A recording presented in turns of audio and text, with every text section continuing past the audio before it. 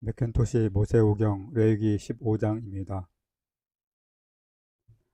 레위기 15장. 레위기 15장은 그 성격상 문둥병보다는 정도가 약한 다양한 종교적 부정을 다루고 있다. 문둥병은 인간 본성이 뿌리 깊은 악의 세력을 표현한 것으로 보이는가 하면 여기 레위기 15장은 단순히 불가피한 허약이면서도 어느 정도는 그것이 인간 본성의 악의 유출이기 때문에 더러우며, 따라서 하나님의 은혜를 필요로 하고 있는 여러 가지 사실들을 다루고 있다. 회중 가운데 하나님이 계신다는 사실로 인해 차원 높은 거룩성과 도덕적 순결성을 요구하고 있다.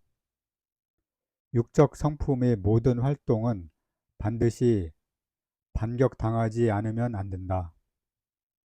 사람에게 있어서 불가피한 허약으로 보이는 여러 가지 사실들은 모두 더럽히는 영향력을 지니고 있기 때문에 그것들도 정결함을 받을 필요가 있는 것이다. 그것은 여호와께서 그 진 안에 계시기 때문이다. 이스라엘의 하나님이 계시는 정결하고 오점이 없으며 거룩한 성소 안에는 짜증스럽고 꼴사나우며 맵시 없는 것은 일체 용납될 수가 없다. 주위에 흩어져 있는 할례 받지 아니한 족속들은 그와 같은 거룩한 규례에 대해서 아무것도 이해할 수 없을 것이다. 그러나 여호와는 이스라엘의 하나님이시기 때문에 이스라엘을 거룩하게 보존하실 것이다. 이스라엘이 거룩하신 하나님을 모심으로 인하여 특권을 차지하고 구별된 민족이 되었다면 이젠 마땅히 거룩한 백성이 되기도 해야 할 것이다. 그 어떤 것도 여호와께서 그의 백성의 모든 습관과 실천에 이르기까지 지성으로 돌보신다는 사실만큼 사람으로부터 찬양을 불러일으키지는 못할 것이다.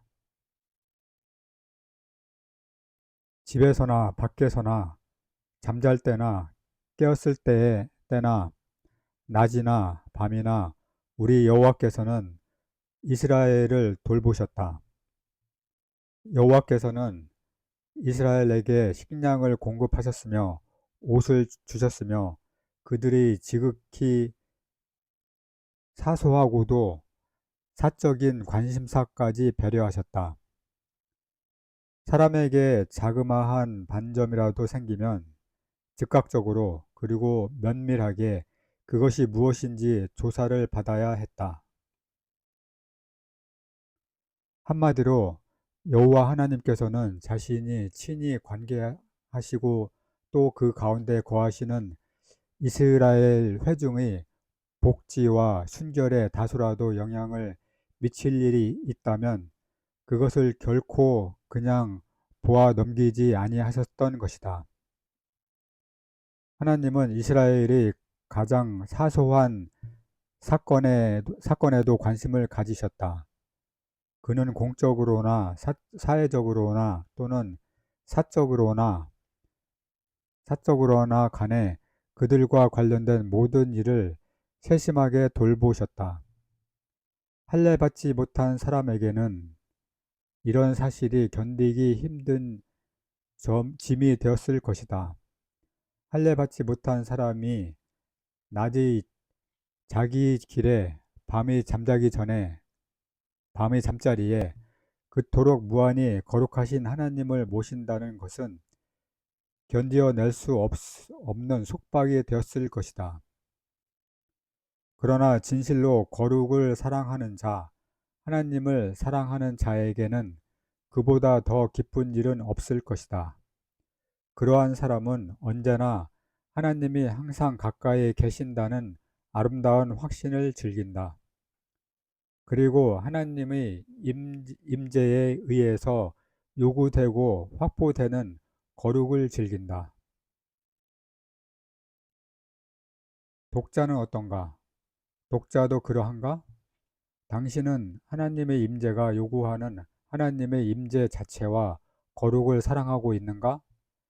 당신은 하나님의 임재의 거룩과 모순되는 어떤 일에 빠져 있는가?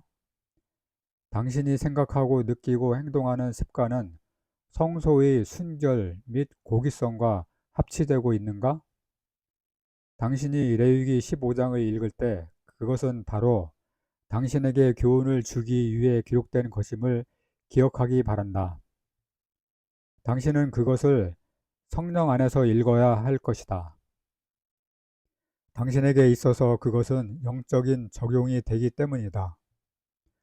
레위기 15장을 다른 각도에서 읽는다는 것은 결코 그것을 가지고 씨름하다가 자멸하는 일이며, 또는 그것을 순전히 의식적인 구절로만 사용한다는 것은 염소 새끼를 그 어미의 젖으로 삼는 것이 될 뿐이다. 출애굽기 23장 19절 말씀. 당신은 어쩌면 성경의 이 부분에서 내가 배울 게 무엇이 있습니까? 그것이 내게 어떻게 적용됩니까? 라고 물을지 모른다. 그러나 내가 먼저 묻고자 하는 것은, 그럼 성경의 이 부분이 당신에게 교훈을 주기 위해 기록되었다는 것을 당신은 인정하지 않느냐는 것이다.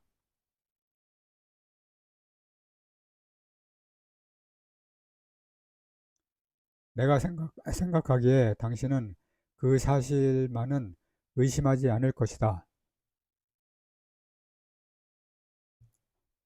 왜냐하면 영감받은 사도가 너무도 명백하게 선언하기를 무엇이든지 전에 기록된 바는 우리의 교훈을 위하여 기록된 것이니 로마서 15장 4절 말씀이라고 했기 때문이다. 그러나 많은 사람들이 적어도 레위기에 관한 이 중대한 진술을 잊어버리는 것 같다. 그들은 이미 지나간 세대의 의식과 예식, 특히 레위기 15장과 같은 의식과 예식에서부터 다소라도 배울 것이 있다는 생각은 조금도 하지 못하고 있다. 그러나 우리는 성령 하나님께서 본장을 기록했음을 기억할 때, 다시 말해서 본장의 매 문단과 구절이 하나님의 영감에 의해서 주어진 유익된 것이라는 사실을 기억할 때 과연 그 의미가 무엇인지 탐구하기에 이른다. 확실히 하나님의 자녀는 하나님이 기록해 놓으신 것을 필히 읽어야 한다. 그러한 장을 어떻게 읽는가를 알기 위해서는 신령한 능력이 필요하며, 또 언제 읽는가를 알기 위해서는 신령한 지혜가 필요하다. 그러나 이것은 성경의 어느 장을 읽을 때에도 마찬가지이다.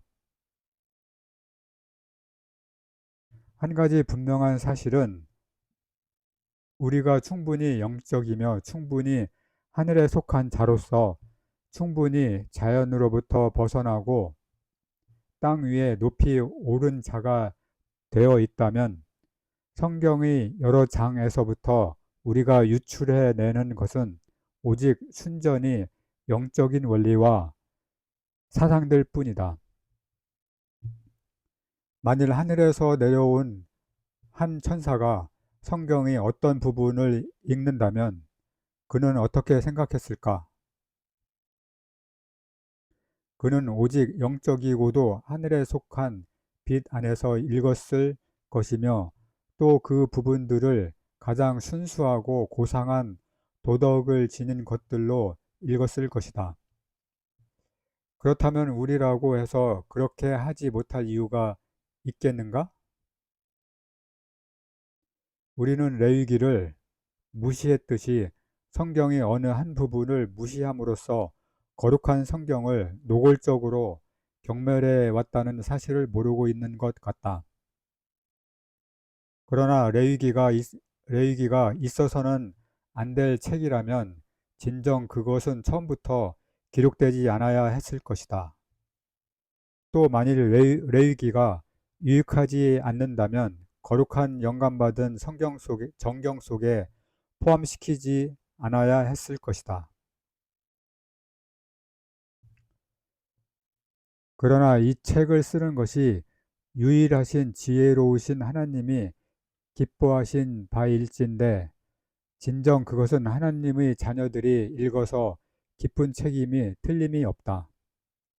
분명히 영적인 지혜와 거룩한 식별력과 또 오직 하나님과의 교통만이 나눠줄 수 있는 깨끗한 도덕, 의식 등 이 모든 것들은 레위기와 같은 성경책을 언제 읽어야 하는지 결정, 결정 내리는 데에 절실히 필요하다. 우리는 일반 대중들 가운데 일어서서 레위기 15장을 읽을 수 있는 사람이 있다면 그 사람이 판단력이 건전한지 취미가 고상한지 강력하게 문제 삼고 싶어 한다. 왜 그런가?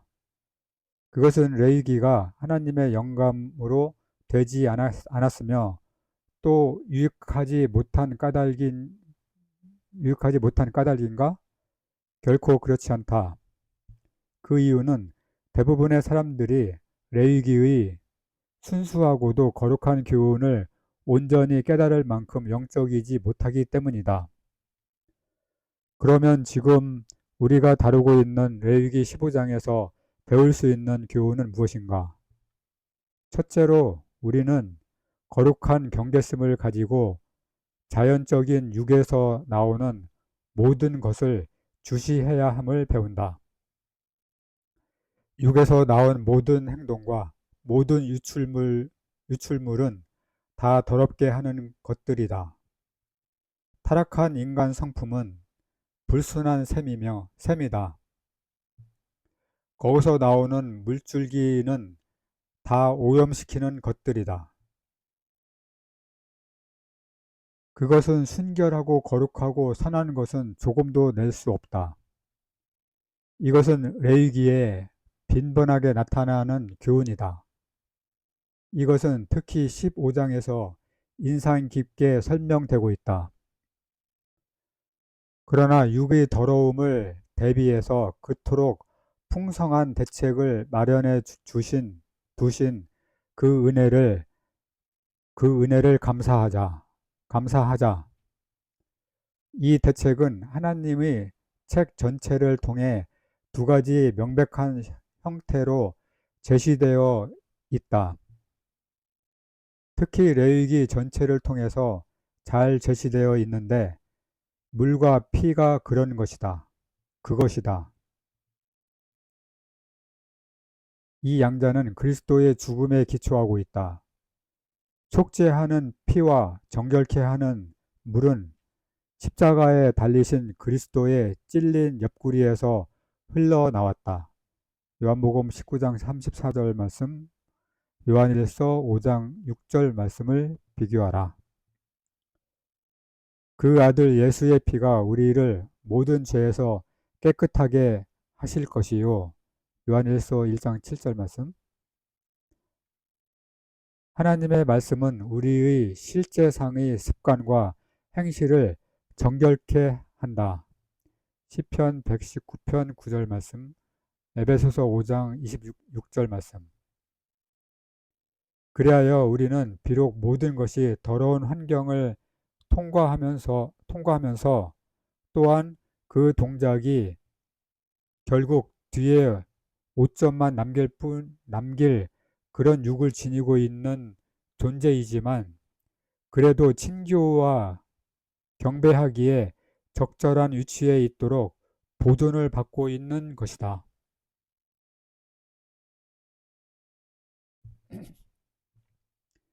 레위기 15장은 문둥병만큼은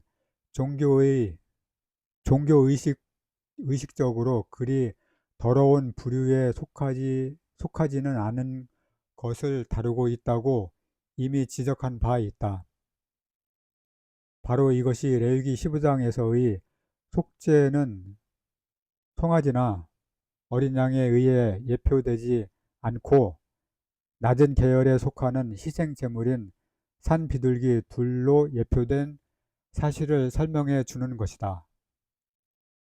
그런가 하면 하나님의 말씀이 정결케 하는 효력은 빨고 목욕하고 씻는 종교의식적 행위로 계속 소개되고 있다.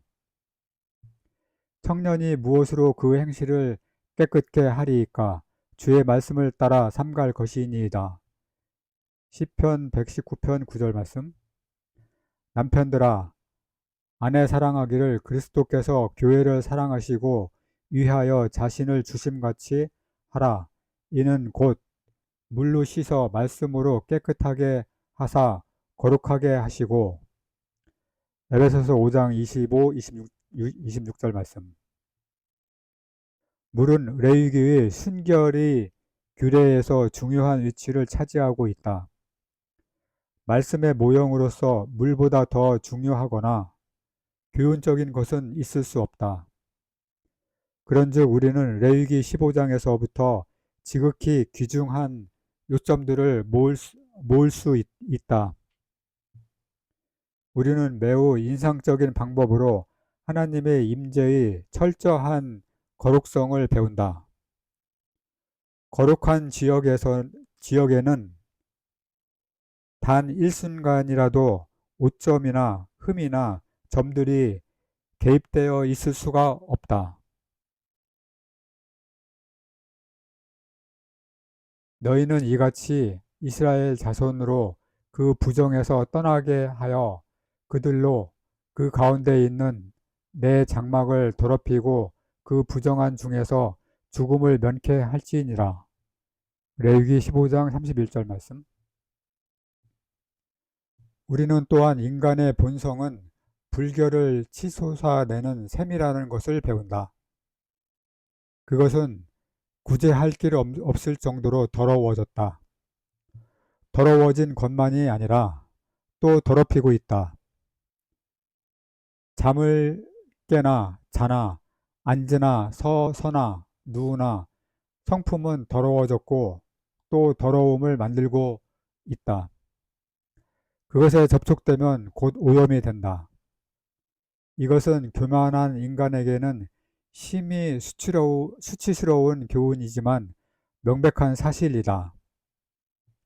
레위기는 육에 대해 진실한 거울을 들어주고 있다.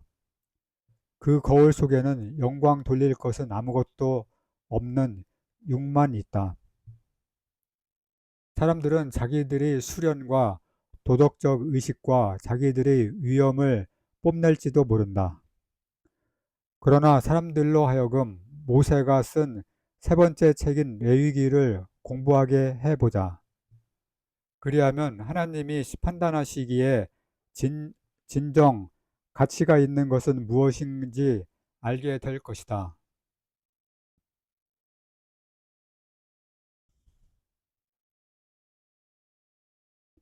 끝으로 우리가 새롭게 배우는 사실이 있다. 그것은 그리스도의 피의 속죄적 가치와 하나님이 고귀한 말씀이 정결케 하고 순결케 하며 거룩하게 하는 효력이다. 우리가 성소의 오점 없는 순결을 생각하고 다시 우리의 자연적인 성품의 더러움을 생각해 보면 우리가 그곳에 들어가서 거할 수 있을까 하는 질문이 생긴다. 그러나 이것에 대한 대답은 그에 의해서 우리가 살도록 우리를 배신하여 자기 생명을 죽음에 내어 놓으시사 십자가에 못 박혀 돌아가신 그리스도의 옆구리에서 흘러나온 피와 물 속에서 발견된다. 증거하는 이가 셋이니 성령과 물과 피라. 그런데 감사한 것은 이 셋이 합하여 하나이니라. 요한일서 5장 8절 말씀. 하나이니라고 했던 것이다. 성령은 우리가 하나님의 말씀 가운데서 발견하는 것과는 판이한 메시지를 우리 귀에 넣어 주시지 않는다.